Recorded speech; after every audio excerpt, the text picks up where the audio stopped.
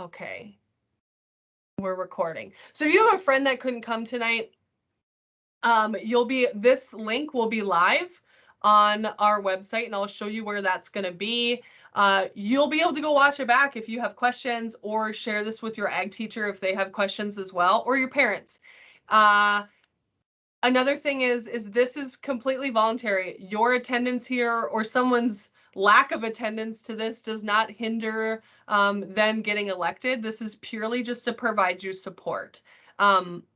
First and foremost, if after this you still have questions and they come up in a week or even in May as you're preparing for state convention, you can reach out to the state officers or you can get in contact with me, and I'd love to provide you support. So we're going to get rolling, and we're going to start by reviewing the handbook.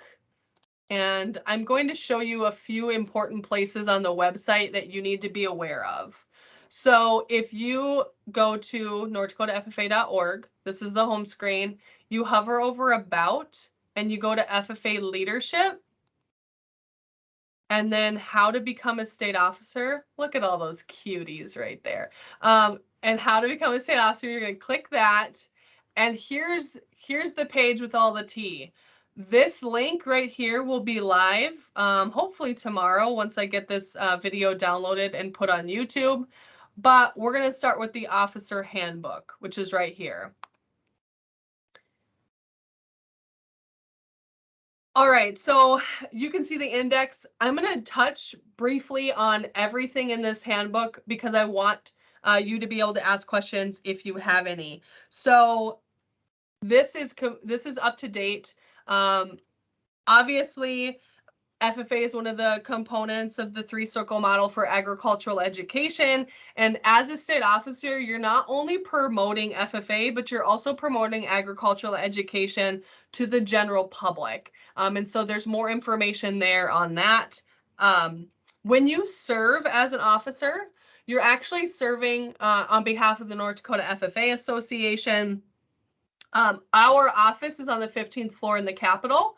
And so you'll actually get to be here a few times throughout the year working where our office is. Our office is responsible for coordinating and conducting all state FFA activities throughout the whole year. Qualifications needed to be a state officer. One of the major things is you must hold your state FFA degree.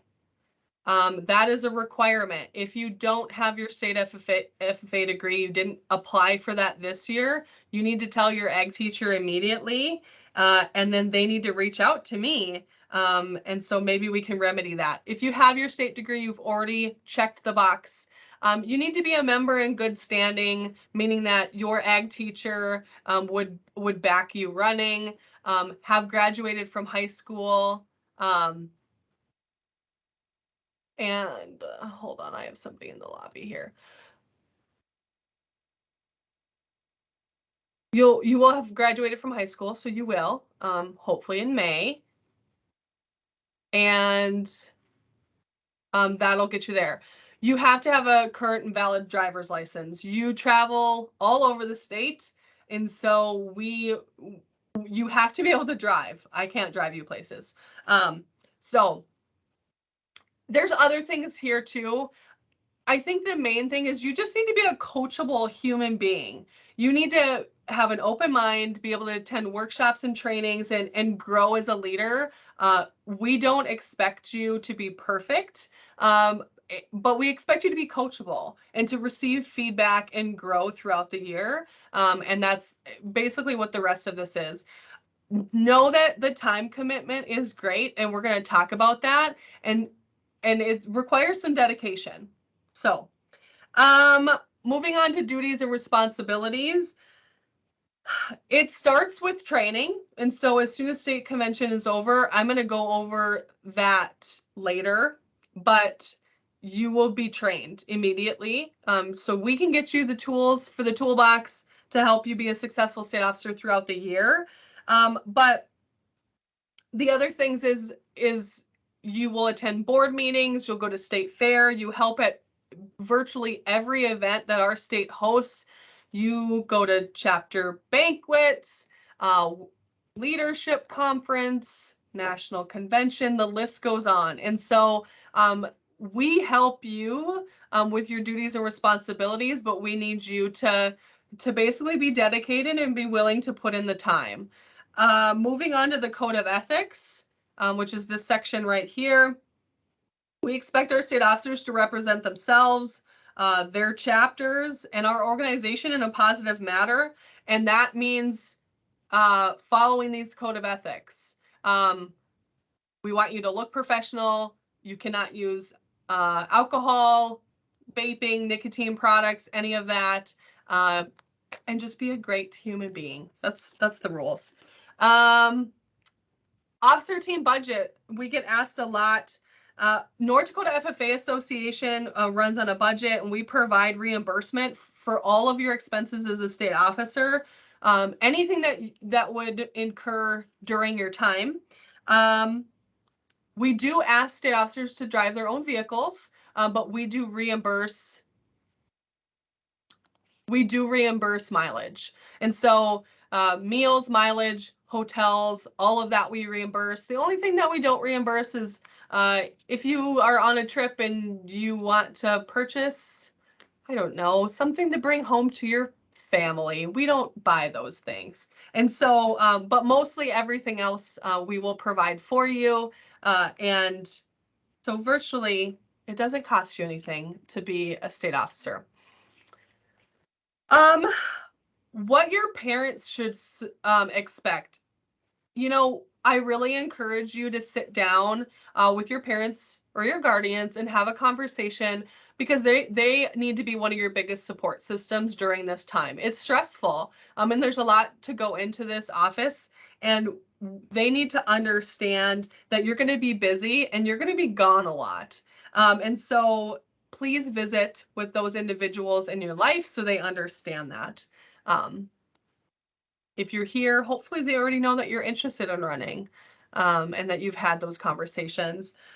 Becoming an outstanding leader, there's a lot here that I just expect you to read later on. But essentially, we're going to help shape you. There's a lot of things in your life that's already started to shape you as a leader, from your extracurricular activities to your time in your own FFA chapter. And we're going to continue to mold you and help you with those skills that you're going to use later on in your career. And so we're just going to push you, and we expect you to rise to the challenge. There's a couple other groups that you're going to get an opportunity to work with. The North Dakota FFA Foundation is one. Basically, they're a nonprofit organization, and their purpose is to provide financial support to the North Dakota FFA Association. They are separate from the North Dakota FFA Association, two different entities. They are run by Beth Allen and Kayla Hart. And basically, they're our partners in crime, and they help provide what we need in order to give back to all of our members throughout the state. You will work with the foundation occasionally, writing thank yous, visiting some sponsors. You'll never have to solicit funds. We'll never ask you to ask somebody to donate something, but we will ask you to thank them for their donations. And so there's a ton of great opportunities to connect with our sponsors around the state throughout your year as an officer. And so you'll work alongside the foundation for that. The next group that you may work with is the North Dakota FFA Alumni Association. They're a separate group that help us achieve our goals, and you might have some work with them as well. Let's get into the part that you're probably really interested in, and that is the running and how that works at state convention. So officer elections, your first deadline is May 5th. So I'm going to show you. Let's see here.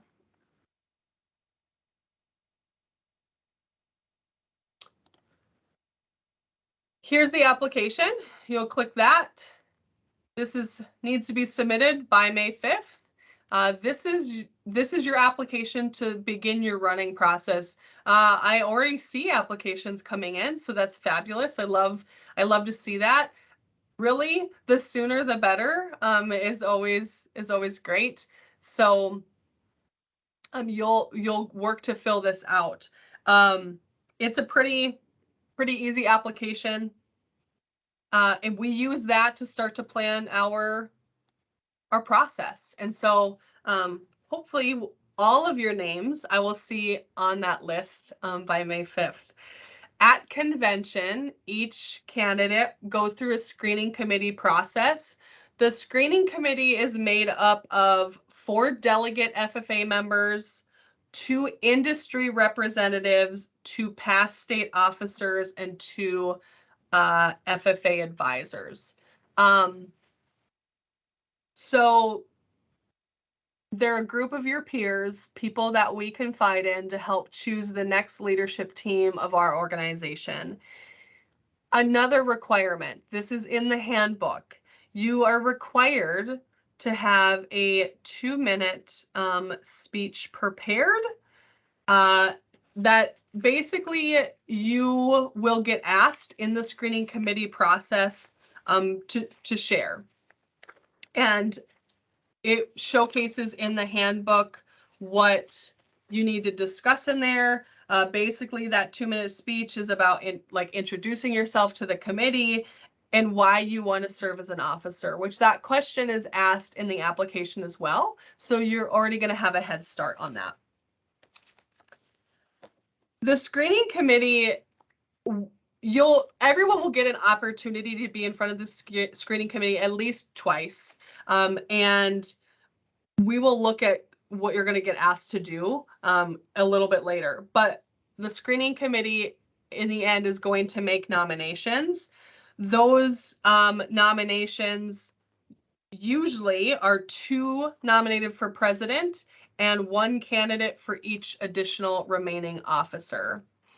Those who are nominated deliver a 2-minute nomination speech. So you're also going to all want to prepare a nomination speech, because you won't know until that screening committee report gets released if you have to give it. So be prepared. That nomination speech is on the main stage at convention in front of all of the members. You'll be given a microphone. I will be there to help you. You will go on stage and your mic will get shut off after 2 minutes because you cannot go over that time. Any candidates that are not nominated, unfortunately, that is the end of their officer election process. Only those who are nominated continue on. All right. Now, nominated candidates get the opportunity to campaign. So once you're nominated, you've given your nomination speech, you get to campaign. Each person will receive a 3x8 table in the back of the convention hall for campaigning. That starts at 7:30 a.m. on Thursday. Those tables will be available. We encourage delegates at that time to go through and visit with the candidates. And so it's a candidate fair. I'm sure some of you saw last year, people had trifold boards, things about themselves, that kind of thing. Campaigning closes at 12:30 p.m. Now, no materials, posters, or banners can be placed around campus. If you're old like me, that used to be a thing. It's no longer a thing. So you cannot go post things around campus, hang them up. None of that can happen. No campaigning can begin until after the screening committee report on Wednesday. So you cannot hand out pins or buttons or shirts or create a social media campaign, any of that prior to the screening committee report. After that, you're able to do those things. Thursday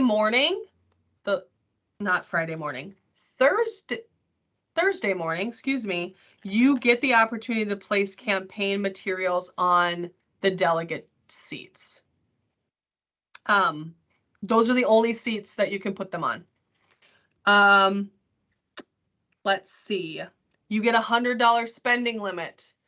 So you have to be honest. You have to put a value to all of the things that you purchase. So if I'm going to hand out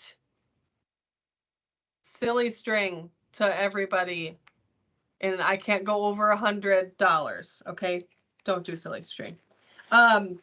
There's a few things that like cannot be purchased.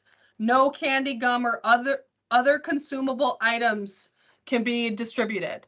So you can't buy those things. No one can. So please don't do that. I get in trouble with NDSU, so don't get me in trouble.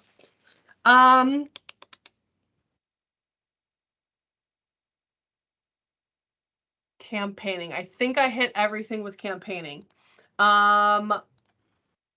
Last few things in the handbook is while serving as an officer, I will. These are things that you have to do. Okay, be courteous to everyone. Remember, you're part of the opening ceremonies. Okay, those types of things. And then here's what's super important. This right here is your attendance. These dates you already know. These are required attendance days. We require that you attend these because we need your help. The only thing that's not listed is as soon as you're elected, right when convention's over, we have a 45-minute meeting where you'll meet with me and Craig and Susie. That allows us to give you a few details about this training that happens the next week, as well as order your FFA jackets, your state officer jackets, because we need those as soon as possible. These dates are set in stone. The only other thing is at times there's dates prior to the date listed. That's a travel day. So for example, this checkpoint training, June 27th, you might be traveling the day before to get to the location. All of that you know ahead of time. We communicate with that with you. The item that's really hard is banquets. You can see March, April, May, we just list. That gets scheduled out later. The state officers I know plan to talk about the banquets maybe a little later. It gets to be a busy time of year, but we work with you to try to schedule that out. But it's crazy. These are your recommended dates. We'll ask you if you want to come, but it's not required that you come. Okay, that's basically the handbook. Here are, right here, page 9 is super important. Here are the activities that you're required to do. Again, the application and the general 2-minute speech. In the screening committee, they are going to choose a few of these, not all of them, to have you do. So they might ask you when you come in to do a media interview. So maybe they're saying, okay, you have to speak to RFD TV and explain FFA in your state. So these are all pretend items that they're going to do to try to get to know your skills, your strengths, your weaknesses, and make a decision on who needs to lead our organization. So this is a great document to have readily available to help you practice. Here's the state officer candidate schedule, so you can compare. These will be the times that you will need to be at screening committee for that work. And here's the breakdown of who is on the screening committee one last time. Okay.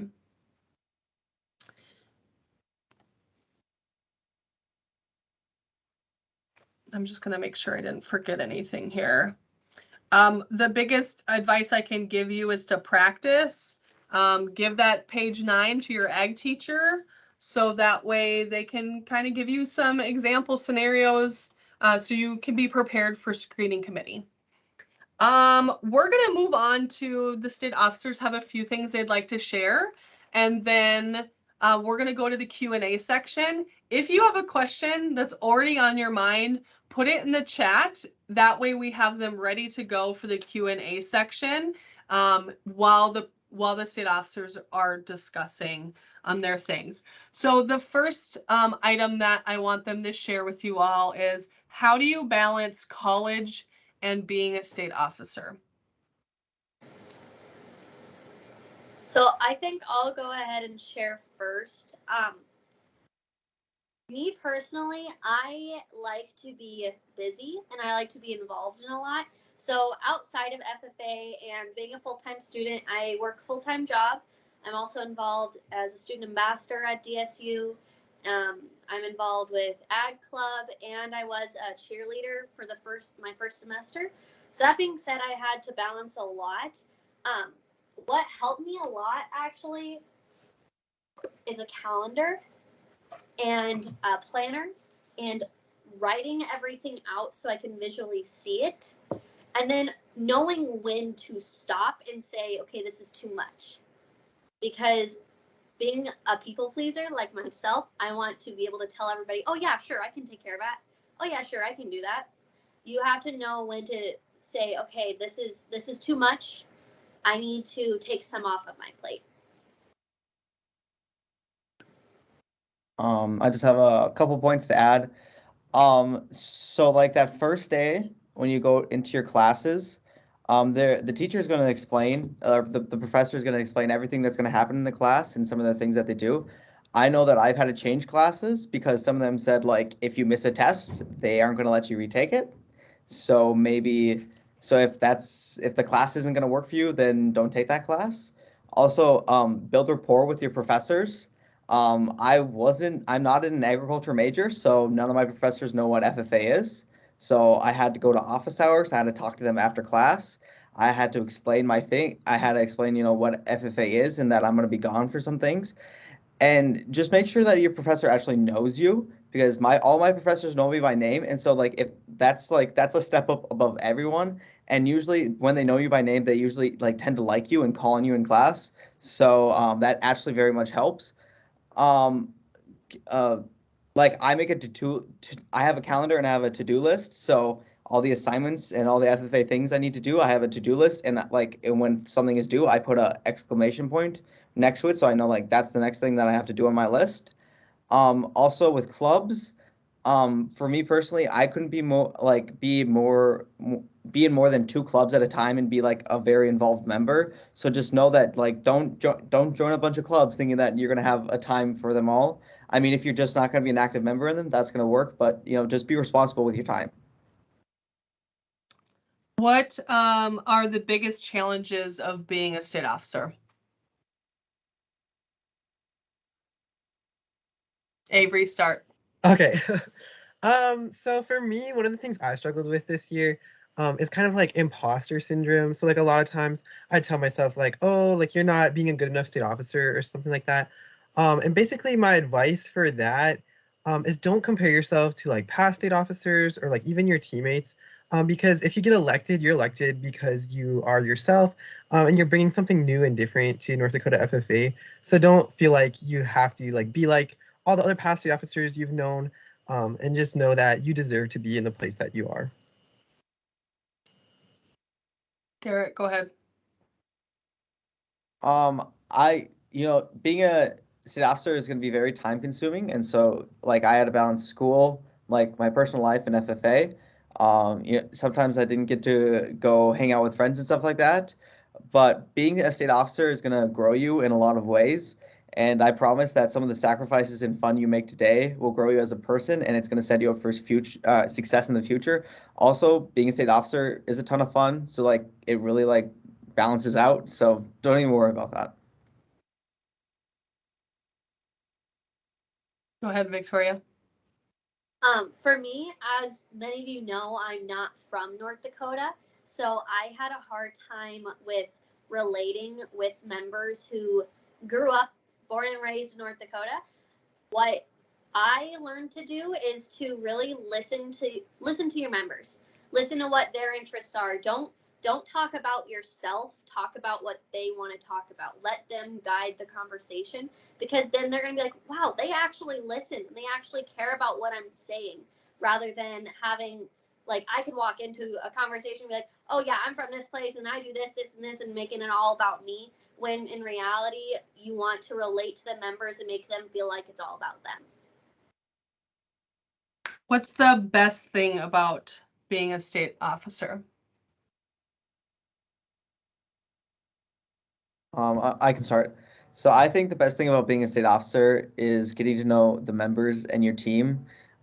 These members like love to see you, and you get to be a small part of their puzzle that is their life, and they will probably influence you more than you will influence them. Don't be afraid to make connections and friends with the members. Your story doesn't end after the state officer year, so maybe keep those connections going. Also, when I think about the team that stepped off of the stage last June to the team we are now, we all grew so much as a person, and so like it's really just great to see everyone just grow.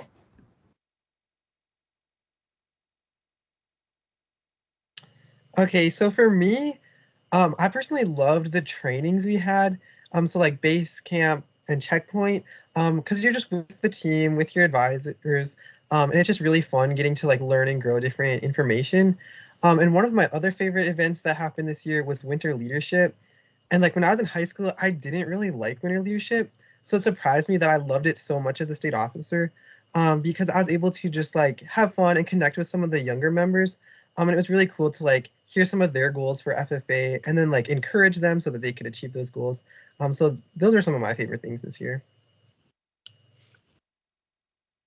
I'd have to agree with both Garrett and Avery with saying, like, making connections with the members, making connections with your team, facilitating different workshops. But my biggest thing is I got to partake in different events that I never got to do in high school. Like, I, for one, never qualified to go to nationals. My chapter never went to nationals. So with my state officer career, I could experience that and enjoy it and not have to worry about competing, because I was just there to be a member and be a part of the FFA and be a part of an organization I love so much. So my thing was getting to travel and getting to see new places of the state and the US as well.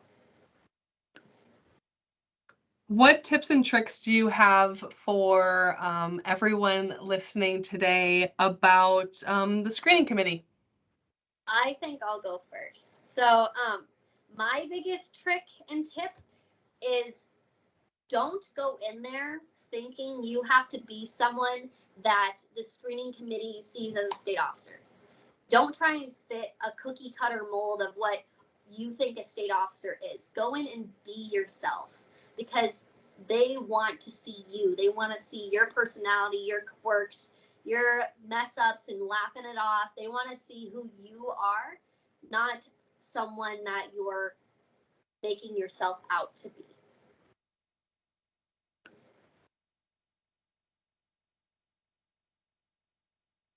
Okay, I loved screening committee, and like the process and like the interview process and everything like that. And like the biggest thing that helped me is like I wrote this down when I first started like training, and I said proper preparation prevents poor performance. And so I was so nervous for like the interview process, and I knew that the only way I'd like calm my nerves is like preparing. So I definitely recommend preparing as much as you can through practice interviews, to get to like know more about yourself. You can journal. I read like motivational books and stuff like that. I always recommend watching Erica Byers' retiring address. That's like my favorite. Like whenever I need like a boost of like FFA motivation, I always watch that. And then other than that, don't compare yourself to any of the other candidates.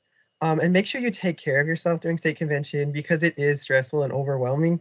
And it is overwhelming. So make sure to like relax and not try and like don't make yourself sick about like the interview process. Just like have fun with it and be excited about FFA.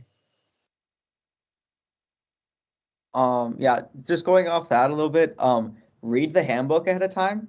Fun fact, like they test you on the handbook, so maybe you read it a couple times and know what it says in there. That comes in handy. I trust me about that.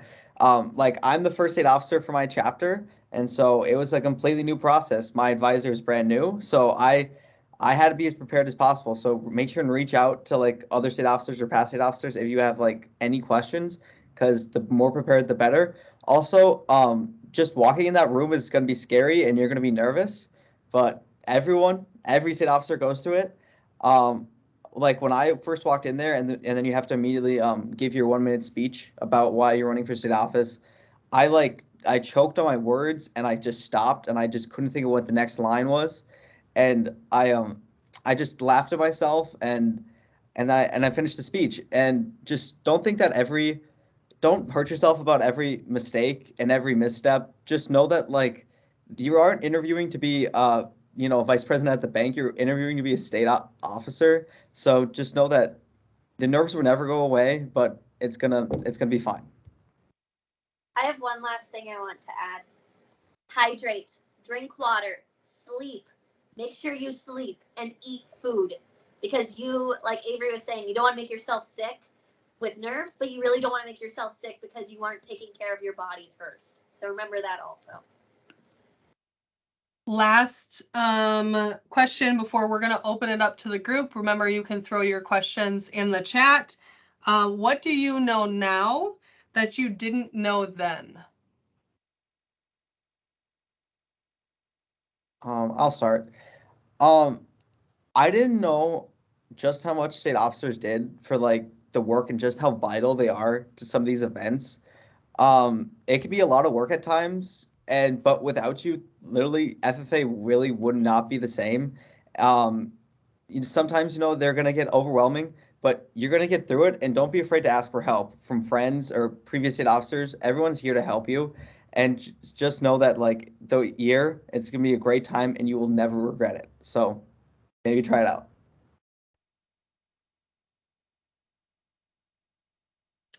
When we first met for our first training, the advisor sat us down and kind of just had like a little meeting, and they said, "We are not your parents.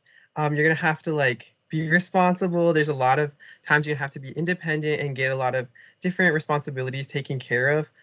So that could be like contacting teachers or sponsors, submitting your reimbursement. So like it takes a lot of organization and like motivation to make sure you get all these tasks completed.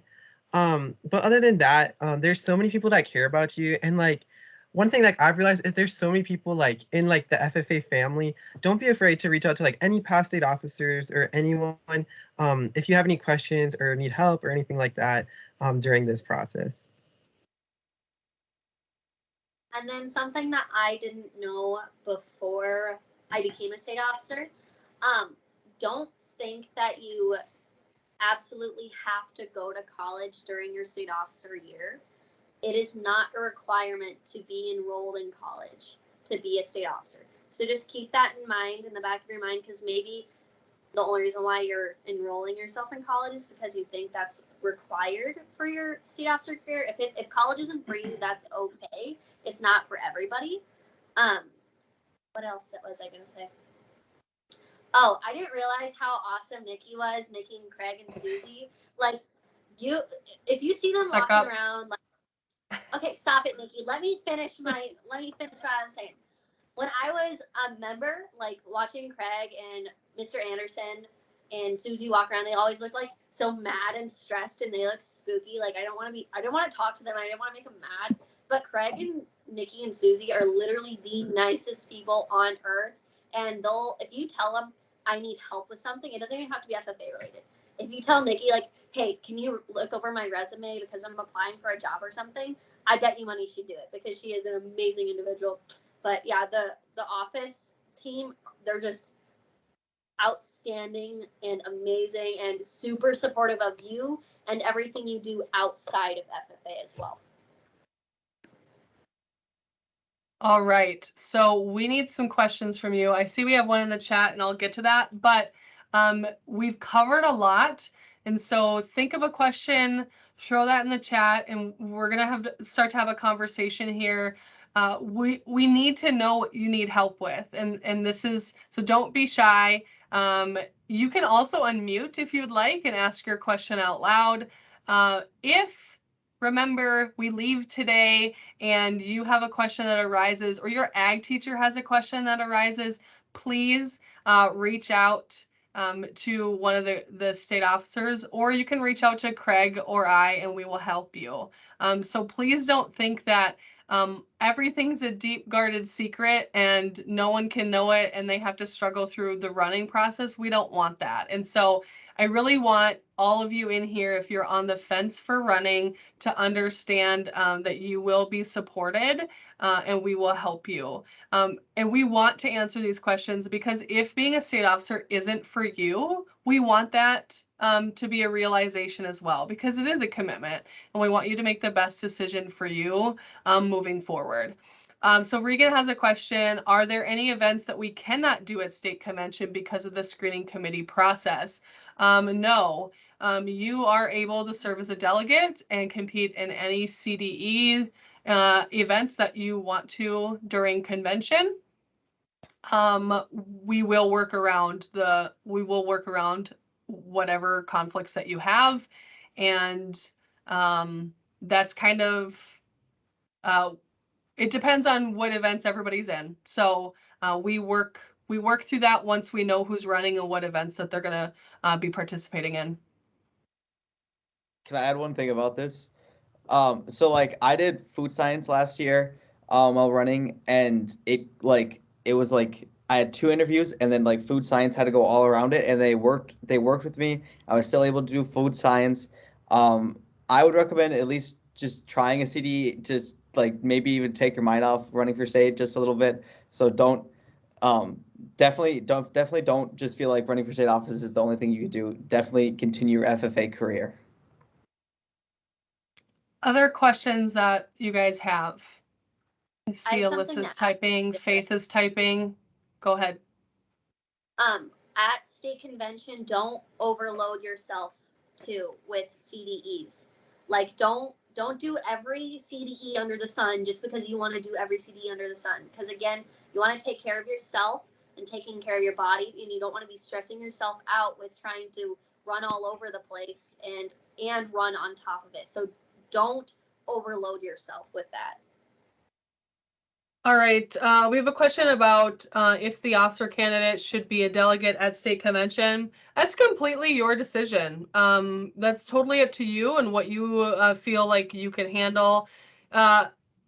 Traditionally, I will say that state officer candidates do serve as a delegate, and their advisors also sign them up to serve as a delegate chairperson. It is not a requirement, but no, it does give you the opportunity to be around the delegates, to make some connections, and to be seen on stage. But by no means not a requirement. We have lots of state officers that never served in that role, and they focused on running.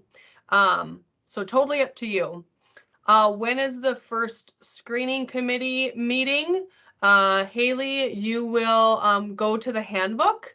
One of the last pages. Let me reference the actual page for you.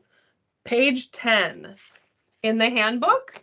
That will include the screening committee information. If you also go to the website and you go to state convention, you'll see the overall schedule. It's a draft schedule right now, and you will be able to see what CDEs are happening on the same times as the screening committee. So that might help you.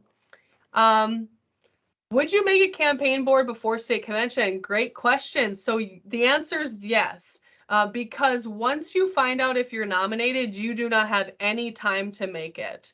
And so every candidate should be prepared to make those campaign materials and that campaign board because you don't know if you're going to move on. Unfortunately, if you are not selected to move on, those materials will not be used. But so it's good to be prepared. Best piece of advice you have for campaigning for state office once you've been nominated by the screening committee. Can one of you speak on that? I can speak on that for my personal experience. Depending on how it's set up, if it's set up similar to how it was last year, You're going to be in that foyer of entrance into the session hall. So when you have a lot of members going in all at once, it's going to be hard to have a ton of conversations, but try and connect with as many people as you can, specifically like anybody. And if they're delegates, they're more than likely going to walk up to you and ask you questions and be like, oh, what is your view on this? Or like, what's your goal? Just be honest, talk to them, have a conversation, be personable. You don't have to have a rehearsed answer. But again, it can get a little overwhelming with having like 100 kids walk in the door at the same time to go sit in the session hall because they want to get ready for awards or whatever. So just keep that in mind. You won't be able to talk to everybody, but when you do, as long as you talk to somebody, then you have a job well done. Another thing about campaigning is it doesn't have to be complicated. Think about what you as a member wanted to see in potential state officer candidates. So when you're making your board or pamphlets, things like that, make sure that you showcase yourself. And sometimes it's hard to brag about the things that you've done, but have some fun with it. And it doesn't have to be flashy to be effective. Competitions that are at the same time as the campaigning. All of that has to happen at the last minute. Unfortunately, we don't know how many people that will affect. At the moment, we will try our hardest to allow you to do both. That's the answer that I can give you. If you feel that you have a very specific competition that's going to conflict with something, the best thing to do is have your advisor or you reach out to me, and then we can really like dive into the schedule specifically to answer and address your specific questions. But we will do everything in our power to allow you to do both of those things because we don't want to take that away from you. So I hope that it answers your question, Alyssa. Haley, how do you come up with your slogans and speeches you did in front of the delegates? Does anybody want to talk about that? I do. I think just brainstorming, like literally sit down and think about it. I think I went through about 5 slogans before I came up with mine, and also bounced some ideas off other people. I didn't come up with the carrot slogan; somebody else did at my work. So like, just talk to people, see what they say. It's just make it catchy, make it memorable. Avery, Victoria, do you have something to add? When I came up with my speech, I thought of what was gonna set me out from the crowd. So even though I wasn't elected as secretary, I wanted to be like remembered because I was like dead in the middle for our speeches. So I don't know if you guys remember my speech, but I sang and nobody else did that. Like that was, well, technically Avery did that, but he did a TikTok thing, but mine was different. But anyways, do something that you think is going to set you out from the crowd and that's going to be individualized to yourself. Yeah, it's just another opportunity for members and advisors to get to know who you are. And so don't be afraid to showcase some of your talents and your passions. And some of those things make the best slogans and speeches. So your ag teachers are going to be great resources to help you with this. And they have contacts. So if they're not sure what to do, I know that they'll know another teacher in the state that will also help. So start having those conversations. The state officers will be able to provide some great insight as well. So just start planning early. Don't wait till the last minute. Does your slogan have to be ag related? Absolutely not. We just need your slogans and your speeches to be school appropriate. Other questions? You guys asked some great questions. I have a few I'm going to be adding a frequently asked question document on the website. These are questions that came up at the Aspire conference, as well as just questions that have been asked that I've thrown in this document so that you can reference later. A few of those, can 2 people from the same chapter run at the same time? Yes, we do not limit how many members can run from each chapter. The more the merrier. Do you have to go to a North Dakota college to be a state officer? This is a loaded question. The answer is yes and kind of no. In the past, there have been a few cases where students attended colleges that were very close to North Dakota, colleges that we consider border colleges, like Moorhead, for example. They have been allowed to serve as a state officer. If you're planning to go to the University of Wyoming, the answer is no. Unfortunately, our budget is limited, so I physically could not get you to North Dakota to fulfill your duties. And so that's something to consider. You do not have to attend North Dakota State University, although most of our state officers, well, yes, if you're attending college online, you can go wherever your little heart desires. I just need your butt, North Dakota.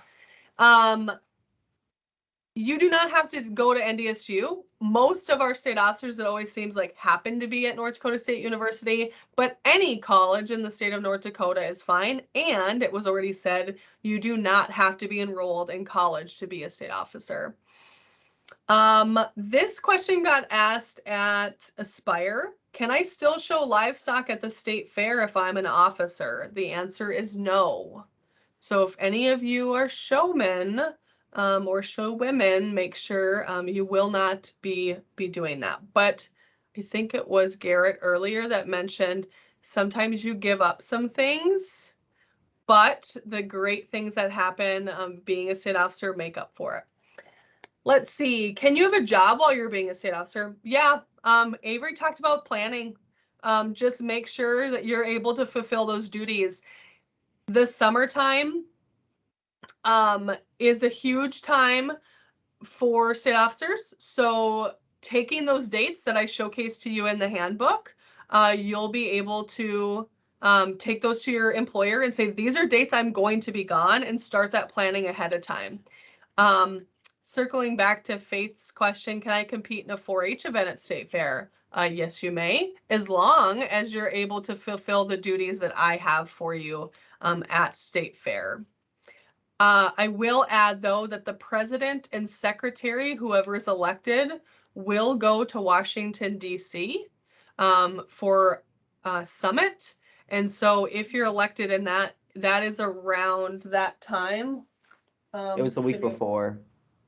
Yeah, so this year it would be July 17th to July 20th. So if that affects your state fair, you would not get to go to state fair for 4-H because you'll be traveling to DC. A few other frequently asked questions. You have to be 18. You must reach your 18th birthday by September 1st. Because of the things that we have you do, you have to be an adult for travel. So most of the time that's never an issue. Yes, there is free time at State Fair. You get to go to concerts, hang out, and do those things. So don't worry, you'll work, but you'll also have fun. Do you have to be an ag major or majoring in agriculture education to be a state officer? Nope. You can major in anything that you would like. Can an officer serve as a judge for an FFA or 4-H event? The answer is no. You'll get the opportunity to serve as a voting member of the North Dakota FFA Board of Directors, so you get the opportunity to be the voice of members in deciding changes and updates in our organization. Remember, you have to have your state FFA degree. Any other questions that you have?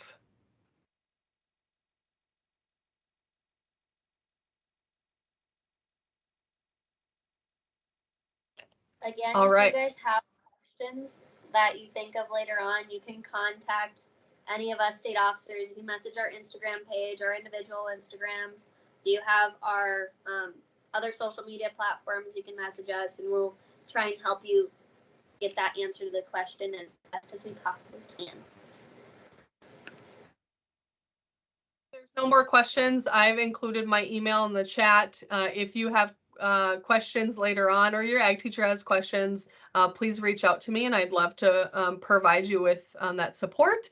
Thank you so much for attending and taking time out of your evening to ask us questions and start to get prepared for what I know will be a life-changing experience for you.